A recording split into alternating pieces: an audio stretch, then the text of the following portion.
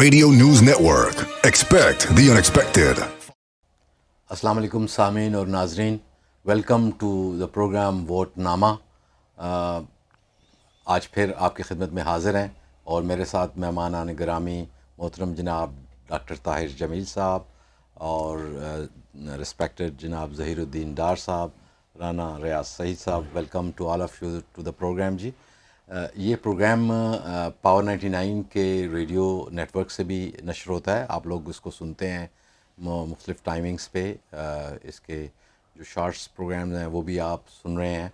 इसके अलावा ये प्रोग्राम इंस्टा के ऊपर भी आपको अवेलेबल होता है, टिकटॉक पे इसकी कुछ रील्स मौजूद हैं, रेडियो न्यूज़ नेटवर्क के यूट्यूब चैनल पे भी आप इसको फॉलो कर रहे हैं और आप लोगों के कमेंट्स हमें इनकरेज करते हैं कि to give an alternative content.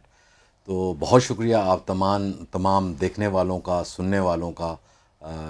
It gives a encouragement कि जहां हम एक जो दूसरा मीडिया हमारे यहाँ चल रहा है उससे हट के कोशिश करते हैं कि चीज़ें आप तक पहुँचाएँ। अनबायस तरीके से कोशिश यही होती है।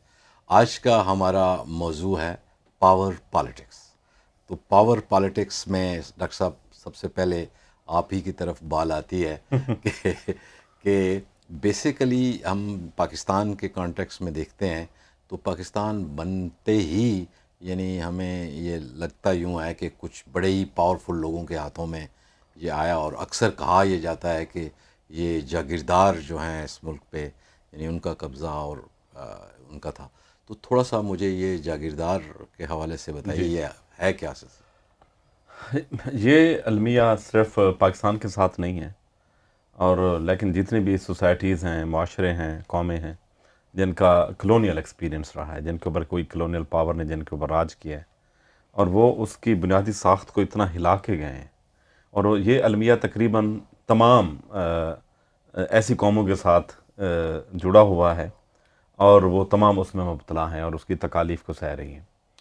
एक किताब आई थी 1911 में, पॉलिटिकल पार्टीज़ के नाम थे, और उसको लिखने वाले थे रॉबर्ट मिशेल, और उसमें उन्होंने एक लॉ की बात की थी, that was the Eran law of oligarchy, कि ये जागीरदार, ये एरिस्टोक्रेसी, ये अशराफिया किस तरह अपने आप को बार बार उस रूप में लाती है। और वो ये कहता है कि चाहे आप जितनी भी डेमोक्रेटिक आर्गेनाइजेशन वक्ती मुख्तलिफ औकात में लेके आते रहें इस नीयत के साथ कि हमारे यहाँ बेहतरी होगी और नया एक तकसीम का अमल रूबा अमल होगा, और लेकिन वो कुछ अरसे के बाद दोबारा अपने आप उसी ताकत में लेके आती हैं, क्योंकि वो हमारे स्ट्रक्चर में, हमारी बुनियादों में इस तरह खुब चुकी हैं कि कोई भी आइडिया उनसे टकरा के, जमहूरी नज़रिया जो इंसानी आज़ादियों का नज़रिया है, इंसानी मसावात का नज़रिया है, और उनसे टकरा के पाश पाश हो जाता है। जनाब डॉक्टर साहब, आपसे भी मैं यही क्वेश्चन है कि पाकिस्तान बना और कुछ इसके हिस्टोरिकल पर्सपेक्टिव के हवाले से भी जानना चाहूँगा। तो सर ने तो 1911 की बुक की बात की, तो क्या ये सोच ही ऐसी थी कि इसको इसी तरह से बनाना है? बेसिकली बरतानिया ने, या कंपनी बहादुर जो थी, उसने हिंदुस्तान पर जो हुकूमत करनी थी, तो हिंदुस्तान इतना बड़ा था कि पूरा इंग्लैंड तो उठ के इस हुकूमत के लिए यहाँ नहीं आ सकता था। तो उन्होंने यहाँ पर लोग रिक्रूट किए मुख्तलिफ तरीक़ों से। एक तो ये लोग थे जिनको जागीरें अंग्रेज़ों ने अलाट की और उसके लिए उन्होंने लोग चुने। उन लोगों को चुना गया जिन्होंने अपनी कौम के साथ गद्दारी करके अंग्रेज़ों के साथ मिले, उनको जागीरें अलाट की गई। उनको इकनॉमिक एलीट बनाया गया ज़मीनों के थ्रू, जागीरों के थ्रू, और फिर वो इकनॉमिक एलीट मुआशरे में और सियासत में भी उतना ही इन्फ्लुएंस हुआ उस इकनॉमिक स्ट्रेंथ की वजह से। जो इदारे जो जिसके ज़रिए कंपनी बहादुर ने यहाँ हुकूमत की, उनमें से एक ये जागीरदार थे। दूसरा इदारा जो जिसके ज़रिए उन्होंने हुकूमत की वो हमारी सिविल सर्विसेज थी, इंडियन सिविल सर्विस जिसे हम कहते थे। इंडियन सिविल सर्विस वाले बेसिकली कॉरपोरेट मैनेजर थे। वो यहाँ से दौलत इकट्ठी करके कंपनी बहादुर को देते थे कि लेकर इंग्लैंड चले जाओ। اور اس کے بدلے وہ کمپٹیٹیو ایگزام کے تھرو لیے جاتے تھے، اور اچھے عقل مند پڑھے لکھے ہائی آئی کیو کے لوگ لیے جاتے تھے تاکہ ان کو ریپرزینٹ کر سکے۔ جو تیسرا ادارہ جو انہوں نے بنایا وہ برٹش انڈین آرمی تھی۔ برٹش انڈین آرمی کا کام یہاں پر کمپنی بہادر کا قبضہ برقرار رکھنا تھا۔ اس میں کوئی شک نہ ہے کہ ان تینوں اداروں کو، چاہے وہ سول سروس تھی یا برٹش انڈین آرمی تھی یا سوشل ایلیٹ تھا ہمارا، جس کو ان تینوں کو اکنامکلی اسٹرینگتھن کیا گیا اور ان تینوں کو ایک جاگیرداری کی شکل دی گئی۔ یہ تو جاگیردار تھے جو ہمیں وراثت میں ملے۔ اس کے بعد ہم نے ایک مکمل فصل جاگیرداروں کی خود تیار کی، جس کے براجز بنے تو اس پہ جو زمینیں الاٹ ہوئیں اور جس طریقے سے الاٹ ہوئی، رانا صاحب اس کے بارے میں بہت زیادہ جانتے ہیں، ان کا کام ہے اس پہ۔ تو ایک اکنامک ایلیٹ جو کہ سوشلی بھی امپورٹنٹ تھا ہو گیا اور پولیٹیکلی بھی امپورٹنٹ ہو گیا، وراثت میں ملا ایک ہم نے یہاں پر۔ اس اکنامک ایلیٹ کو یا پولیٹیکل ایلیٹ کی اس کے شکل اختیار کی، زیادہ مناسب لفظ ہوگا پاور ایلیٹ۔ یہ پاور ایلیٹ تھا پاکستان میں۔ ہاں، اس کو 2 دفعہ چیلنج ہوا۔ یہ ایک دفعہ تو ہوا جس کے دن انڈسٹریلائزیشن شروع ہوئی تو اربن ایلیٹ کی ایک شکل سامنے آئی جو کہ انڈسٹری میں تھا، اور وہ اکنامکلی بہت پاورفل تھا۔ لیکن پھر آپ نے دیکھا ہوگا کہ جتنے جاگیردار تھے وہ انڈسٹری میں گئے، انہوں نے شوگر ملیں لگائی، انہوں نے باقی کارخانے لگائے۔ دوسری دفعہ چیلنج ہوا یہ پاور ایلیٹ جو تھا، جس کے 70s میں لینڈ ریفارمز کی بات ہوئی، اور ان سب نے گینگ اپ کیا اس لینڈ ریفارمز کے خلاف اور اس وقت کی حکومت کے خلاف، اور رجیم چینج ہوا اس کے بعد۔ یہ پاور ایلیٹ پاکستان میں ہم نہ ختم کر سکے۔ ہمارا ہمسایہ ملک ہندوستان جو تھا، انہوں نے لینڈ ریفارمز کر لی۔ ہمارے ہاں جو پرابلم نظر آتی ہے، انڈیا میں پرابلم ہے لیکن بہت کم ہے۔ انہوں نے لینڈ ریفارمز کر لی تو انہوں نے اس مسئلے کو بہت حد تک سالو کر دیا، ہم نہ کر پائے۔ رانا صاحب، پاکستان جس طرح ڈاکٹر صاحب نے ڈیٹیل بتائی کہ ایک جاگیردار، پھر بیوروکریسی، پھر برٹش آرمی، یہ ایک چیزیں تھیں۔ پاکستان بنا تو آپ کے خیال سے یہ کس طرح سے یہاں پہ کس طرح سے چیزیں، اور وہ کون لوگ تھے جو جاگیردار بنے اور کیا تھا، تھوڑا سا وہ مجھے بتائیے گا۔ میرے خیال ہے تھوڑا سا پاکستان بننے سے پہلے کو بھی دیکھنے کی ضرورت ہے۔ 1745 سے لے کر یہ جو ڈاکٹر صاحب نے فرمایا جیسے برٹش انڈین آرمی جو ہے وہ کریٹ ہونا شروع ہو گئی تھی، انہیں لالچ کیا دی گئی ہوگی، کیونکہ وہ تو بہت عام لوگ تھے، غریب لوگ تھے۔ عام طور پہ جو سپاہی بھرتی کیے جاتے تھے، آفیسران تو تمام کے تمام جو پڑھنے میں آتا ہے، جو دیکھنے میں آتا ہے، وہ تو سب برٹش آتے تھے، مقامی تو آفیسر تھے نہیں، کوئی نہیں۔ تو 3 چیزیں سامنے آتی ہیں۔ ایک تو ان کو ایک وردی دکھائی جاتی تھی، جو اشتہار اویلیبل ہیں انٹرنیٹ پہ، آج کوئی بھی نکال کے دیکھ سکتا ہے۔ ایک اس کو بندوق دکھائی جاتی تھی، جس نے یہ بندوق اور یہ وردی پہننی ہے تو بھرتی ہو جائے اور قوم کی خدمت کرے۔ یہ اس زمانے کے اشتہارات ہیں جو، لیکن کوئی کیوں بھرتی ہو کسی کے لیے، وہ چونکہ لینڈ لیس ہوتا تھا، وہ غریب ہوتا تھا، یا کسی نواب کا بچہ نہیں ہوتا تھا، کسی کمیونٹی سے تعلق رکھتا تھا، تو ان لوگوں کو یہ جائیداد یا زمین جس کو ہم عام زبان میں کہتے ہیں وہ دی گئی۔ آفیسر تو اگر برٹش انڈین آرمی کا دیکھا جائے، جو ہسٹری نظر آتی ہے، جو اویلیبل ہے، وہ تو 1923 میں پہلی دفعہ جو ہے آفیسر سب کانٹیننٹ کے لوگوں کو لیا گیا۔ غالباً جو سب سے پہلے لیے گئے ان میں میر جعفر کے مشہور ترین جو خانوادے سے تعلق رکھتے تھے ہمارے اسکندر مرزا صاحب، جو بعد میں صدر پاکستان بھی بنے، بلکہ پہلے صدر جو پاکستان کے بنے وہ وہی تھے۔ پاکستان بننے کے بعد وہی خانوادے جو کبھی سپاہی برتی ہوئے تھے یا کسی قبیلے کے چیف رہے، چھوٹی سی کمیونٹی تھی یا بڑی کمیونٹی تھی، ان لوگوں کو برٹش سرکار نے اپنا لائل رکھنے کے لیے، وفادار رکھنے کے لیے زمینیں الاٹ کی۔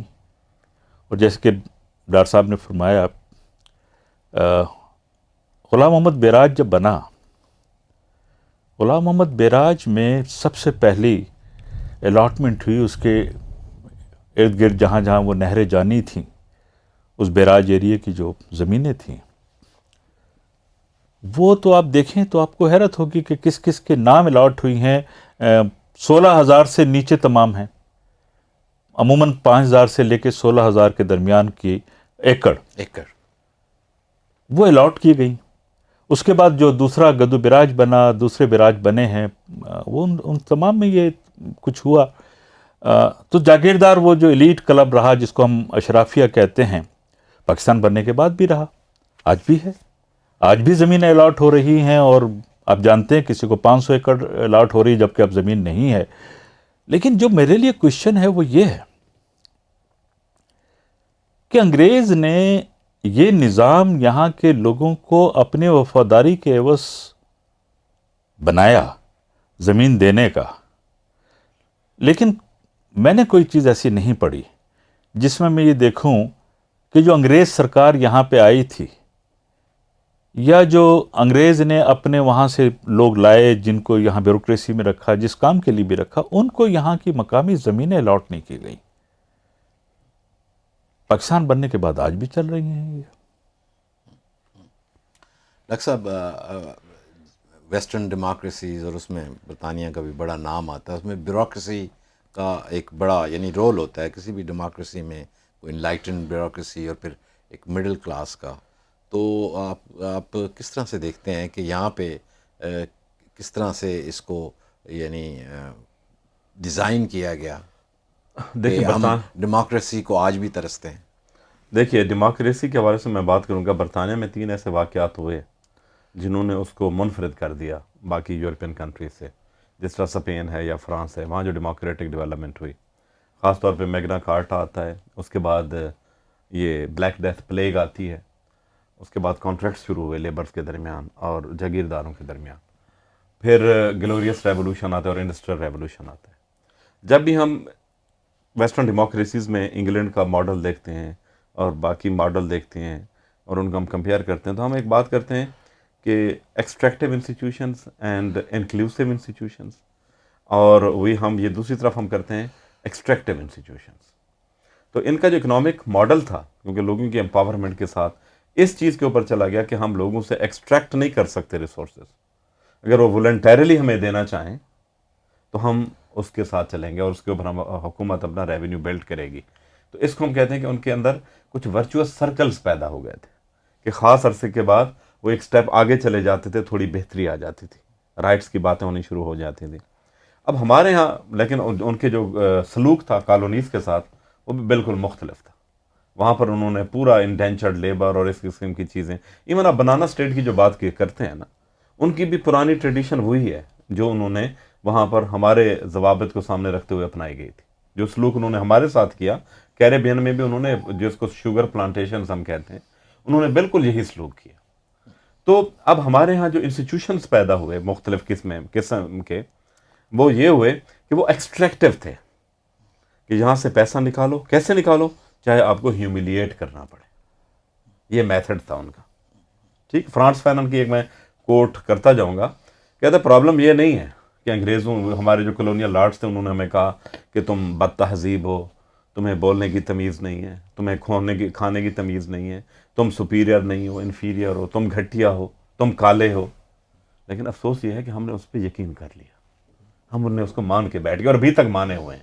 وہ چلے گئے ہیں لیکن ہم اس کے ساتھ زندہ ہیں اور ہم نے انہی چیزوں کے اوپر فخر کرتے ہیں۔ ڈاکٹر صاحب آپ نے بات کی کہ انڈیا نے لینڈ ریفارمز کو امپلیمنٹ کیا، اور کیا وجہ تھی کہ پاکستان میں اس طرح سے نہیں ہو سکی، یا آپ بتا رہے ہیں کہ 70s میں یہ کچھ کوشش کی گئی، لیکن دوسری جانب جب ہم یہ دیکھتے ہیں کہ اکثر لوگ یہ بھی کہتے ہیں کہ جو ذوالفقار علی بھٹو تھے وہ بھی ایک جاگیردار تھے، تو وہ کس طرح سے لینڈ ریفارمز اور نیشنلائزیشن اس طرح کی چیزوں میں آئے؟ ہوا ایسے پاکستان میں کہ پاکستان کی جو سیاسی جماعتیں تھیں اس پر بھی جاگیرداروں نے قبضہ کر لیا. شروع میں ہی مسلم لیگ پر قبضہ کر لیا، سارے یونینسٹ پارٹی والے مسلم لیگ میں شامل ہو گئے 1946 پہ. جس کے انہیں پتہ چل گیا کہ پاکستان بننا ہے، یونینسٹ پارٹی چھوڑ کر وہ سارے جاگیردار ادھر آ گئے. گویا کہ ہماری جو سیاسی جماعت تھی جس کو پاکستان کی ماں کہا جا سکتا ہے، اس میں ملاوٹ ہونا شروع ہو گئی، یا ہائی جیک ہو گئی. اور اس کے بعد کنونشن لیگ بنانے کی کوشش کی گئی، ریپبلکن پارٹی بنانے کی کوشش کی گئی، کونسل لیگ بنی، عوامی مسلم لیگ بنی. شاید حسین شہید سہروردی کی واحد پارٹی تھی جس پہ جاگیردار نہیں تھے، باقی سب پر تھے. آپ نے بھٹو صاحب کی بات کی کہ ان پر بھی ہے. اگر میں لینڈ ہولڈنگز کی لسٹ نکالوں تو پہلے 100 میں بھٹو کا خاندان نظر نہیں آتا. یہ ان کی لینڈ ہولڈنگ تھی لیکن بہت چھوٹی تھی.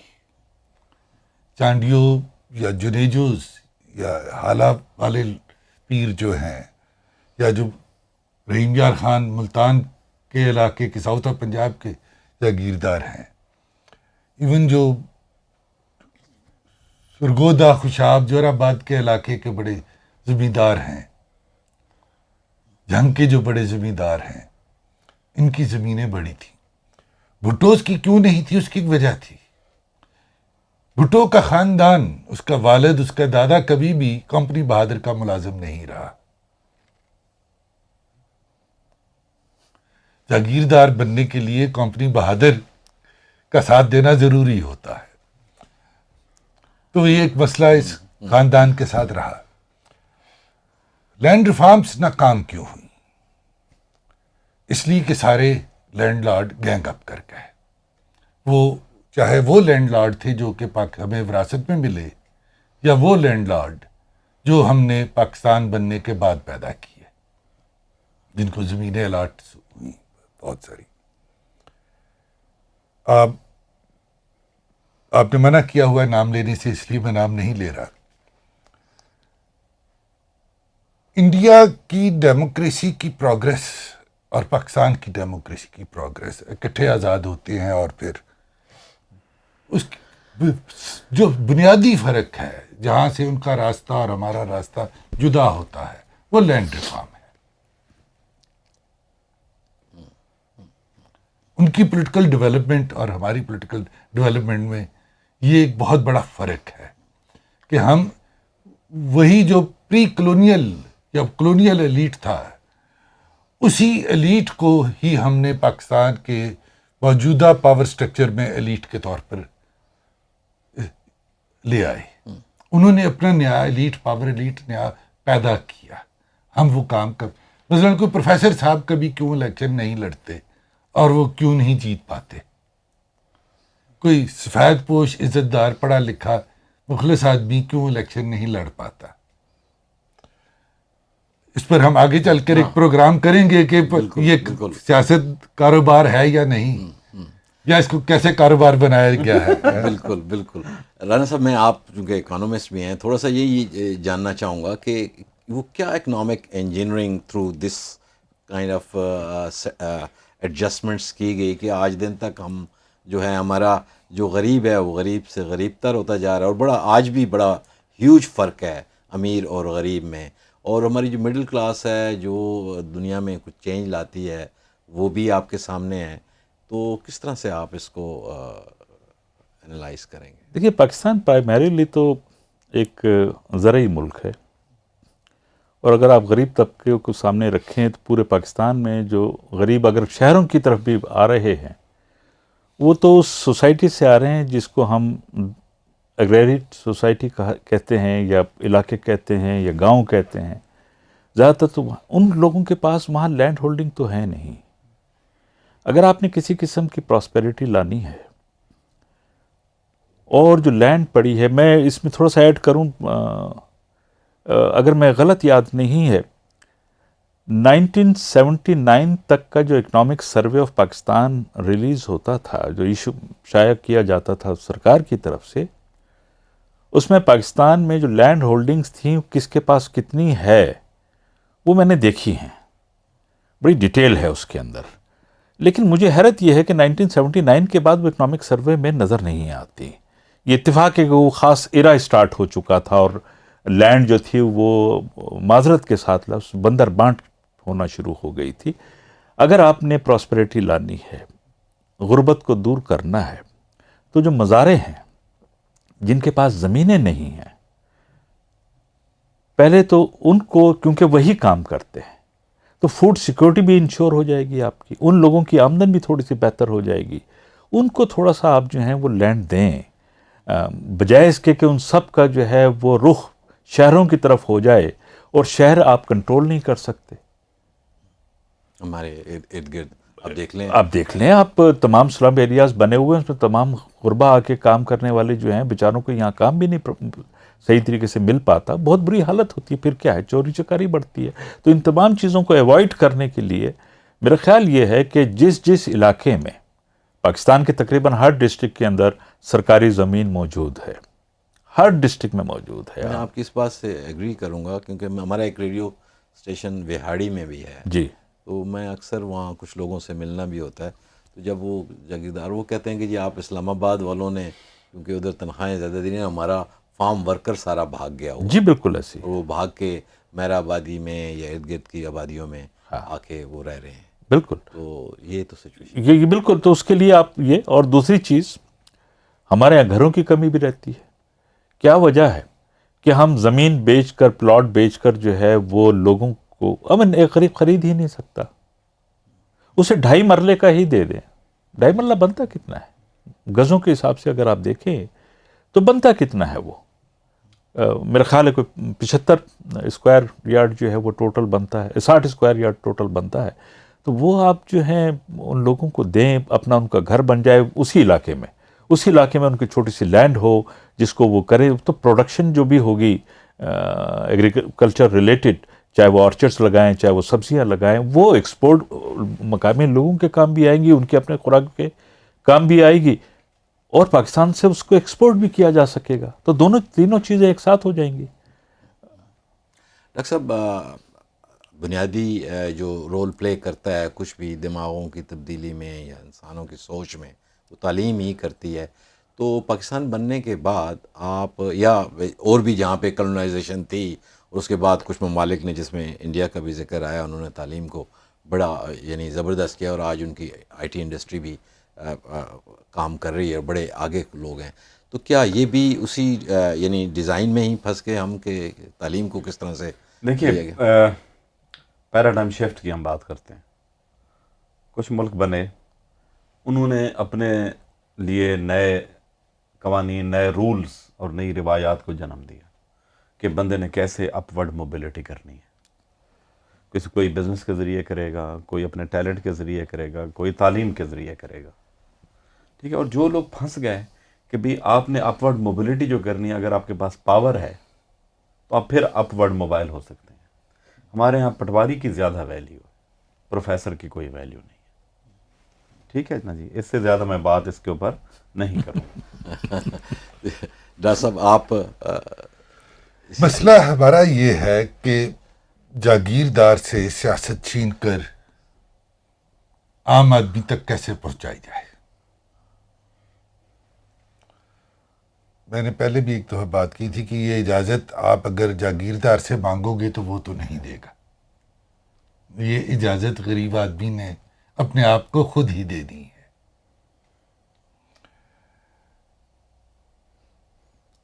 اس کا طریقہ صرف ایک ہے کہ ہم مینٹلی کچھ قیدوں سے آزاد ہوں. ہم ووٹ کیوں ڈالتے ہیں؟ کیا ہمیں برادری کے لیے ووٹ ڈالنا چاہیے؟ کیا ہمیں اس آدمی کو ووٹ ڈالنا چاہیے جو ہماری زبان بولتا ہے؟ کیا ہمیں اپنے علاقے کے آدمی کو ووٹ ڈالنا چاہیے؟ یا ہمیں اس آدمی کو ووٹ ڈالنا چاہیے جو میرا مسئلہ حل کر سکتا ہے؟ جس وقت ہم یہ پرانا جو طریقہ کار تھا ووٹ ڈالنے کا اس کو چھوڑ کر ایشو بیسڈ ہو جائیں گے کہ ہم اپنے مسائل کے حل کے لیے ووٹ ڈالیں گے، بجائے اس کے کہ میں یہ میری گلی کا رہنے والا ہے، یہ میرے محلے کا ہے، یہ میرے شہر کا ہے، یہ میری زبان بولتا ہے، یہ میری برادری ہے، یہ مجھے تھانے سے چھڑوا کے لے آئے گا۔ تھانے کچہری کی سیاست ہوتی ہے نا، تو اگر بھائی تھانے کچہری کی سیاست سے نکلو گے تو آپ ایشوز پر آؤ گے نا، پھر آپ دیکھو گے کہ مجھے پانی چاہیے یا نہیں، مجھے ہسپتال چاہیے یا نہیں، مجھے اسکول چاہیے یا نہیں۔ تو ہمیں بیسیکلی اپنے غریب آدمی کو ووٹ کیا ہوتا ہے اور ووٹ کیوں ڈالا جاتا ہے یہ سمجھ آنی ضروری ہے۔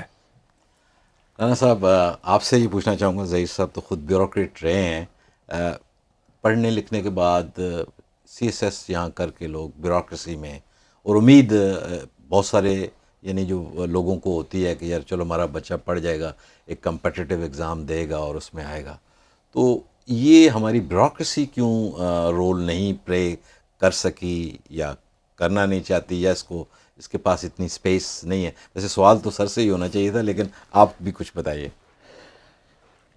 میرا خیال ہے ان کو جب پہلی دفعہ تیار کیا گیا تھا وہ کمپنی سرکار کی خدمت کے لیے تیار کیا گیا تھا۔ آج بھی وہ کمپنی سرکار ہی کی خدمت میں ہیں، ان کو کتابیں بھی وہی پڑھائی جاتی ہیں، ان کو جو ریکروٹ کرنے کا طریقہ کار ہے وہ بھی وہی ہے۔ ڈاکٹر صاحب زیادہ بہتر بتا سکتے ہیں کہ ان کا جب آخری انٹرویو ہوتا ہے وہ انٹرویو لینے والا کون ہوتا ہے؟ ڈاکٹر صاحب، بہت سارے لوگ سی ایس ایس کرنا چاہتے ہیں اور وہ جانا بھی چاہتے ہیں، اور ایک چینج بھی اگر آنی ہے۔ CSS کرنا چاہیے۔ CSS آج بھی واحد نوکری ہے جس پر آپ فخر کر سکتے ہو کہ میں نے اپنی محنت سے حاصل کی۔ ہم ان بچے جو CSS کرتے ہیں ان کو کریم آف دا نیشن کہتے ہیں کہ کمپٹیٹیو ایگزام سے ایک پروسیس سے گزر کر آئے ہیں، لیکن پھر ہم وہ جو بچہ ایک پروسیس سے گزر کر آتا ہے ہم اس کے ساتھ کرتے کیا ہے؟ یہ ہم جاننا چاہیں گے آپ کے ساتھ کیا ہوا۔ اس کو سول سرونٹ بننا ہے یا حکمران بننا ہے؟ وہ ریاستی ملازم جو ہے، وہ سول سرونٹ ہو، وردی والا ہو یا بغیر وردی کے ہو، وہ حکمران کیوں بن جاتا ہے؟ یہ جو اس کو ٹریننگ دی جاتی ہے اس کو دو باتیں کہی جاتی ہیں، ایک کہ تم سپیریئر ہو، اور یہ جو زہر کا ٹیکہ ہے جو اس کے دماغ میں لگایا جاتا ہے سپیریئرٹی کا، اس کو عام آدمی سے علیحدہ کر دیتا ہے، وہ حکمران بن جاتا ہے، اور جو ہی وہ حکمران بن جاتا ہے وہ نہ ہی تو سول رہتا ہے اور نہ ہی سرونٹ رہتا ہے۔ ایک تو یہ ہوتا ہے۔ دوسرا،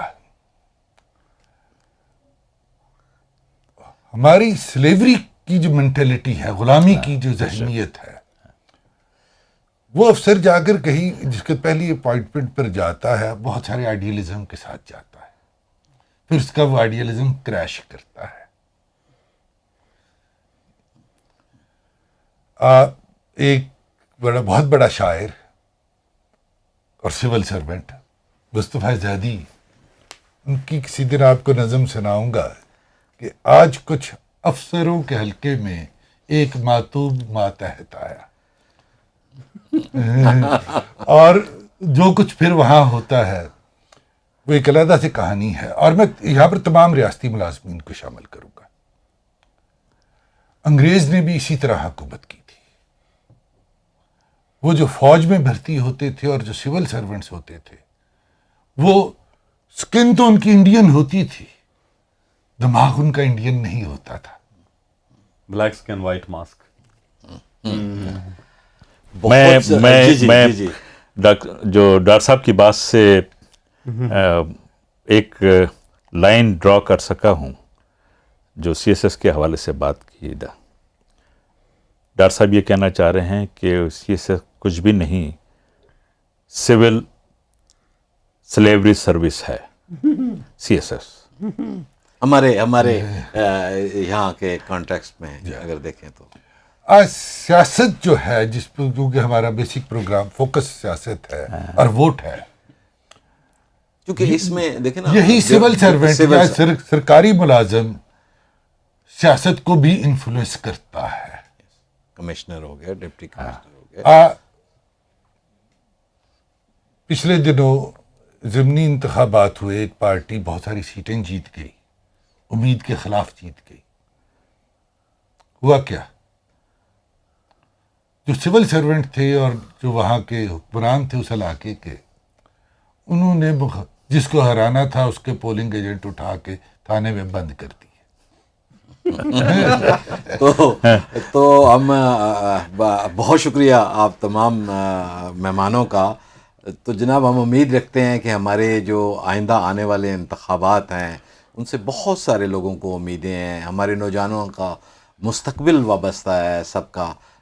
وہ ایک واقعی میں سول سروس کرتے ہوئے، اس ملک کے مسائل کو دیکھتے ہوئے، امپارشل ہو کے ہمارے جو ووٹ ہیں، ہماری جو خواہشات ہیں، ہمارے جو لوگ آ کے ووٹ دیتے ہیں دور دراز علاقوں سے، ان کو صحیح طریقے سے گنا جائے گا اور تاکہ صحیح نمائندگی آ سکے. اور دوسرا یہ ہے کہ نوجوان بہت سارے جو سی ایس ایس کرنا چاہتے ہیں وہ ضرور کریں، اور لیکن یہ ہے کہ اس ملک کی خدمت کرنے کے لیے، سروس کرنے کے لیے، نہ کہ رول کرنے کے لیے. اور یہی وجہ ہے کہ آج آپ دیکھیں جب آپ ایسا کرتے رہیں گے تو آپ کی پوسٹنگ ٹرانسفر بھی کوئی اور کر دے گا اور کدھر سے کدھر آپ کریں گے. تو اس کے لیے بھی ضروری ہے کہ آپ ایک لوگوں کی سروس کی طرف توجہ دیں اور لوگوں کی نمائندگی کو ٹھیک طرح سے سامنے لے کے آئیں. اتنا ہی میرا خیال ہے آج کے پروگرام میں. آپ سب لوگوں کا بہت شکریہ. Again thank you very much. Pakistan زندہ باد.